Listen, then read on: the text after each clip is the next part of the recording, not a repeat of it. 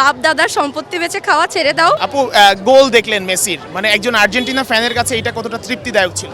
আচ্ছা, মেসির গোল দেখা মানে মেসিকে দেখা আর্জেন্টিনান ফ্যানদের জন্য হচ্ছে মেসিকে দেখাই অনেক তৃপ্তিদায়ক। সো মেসি যখন গোল দিচ্ছে সেই জিনিসটা হচ্ছে মানে পুরো একটা হেভেনলি জিনিস, অনেক ভালো লাগছে। অ্যান্ড সবাইকে দেখে এখানে যখন আসছি আমি দেখে খুব অবাক হয়েছি যে এক টানে রিক্সা সব দাঁড়ায় আছে, মানে সবাই বাংলাদেশের মানুষ ওয়ার্ল্ড কাপকে এত ভালোবাসে, সেটা আরও মানে দেখতে অনেক ভালো লাগে। কিছুদিন আগে কিছু লোক বলেছে যে মেসির বয়স হয়ে গেছে, মেজর লিগে খেলে, এটা মানে সৌদি লিগের মতো এমন লিগ না, এইখানে খেলে আসলে মেসি পারফর্ম করতে পারবে না বিশ্বকাপে। তাদের উদ্দেশ্যে কি বলবেন আজকের ম্যাচ দেখার পর? এখন নিন্দুকেরা তো নানান কথা বলবেই, তাদের কথা মেসির গায়ে তো লাগবেই না এবং আর্জেন্টিনান ফ্যানদের গায়েও লাগে না। এরকম সমর্থকরা মানে এরকম যারা অন্য দলের সমর্থকরা আছে তারা বিভিন্ন কথা বলতেই থাকুক। আর্জেন্টিনা এবারও আমরা 4 স্টার হচ্ছে ইনশাল্লাহ।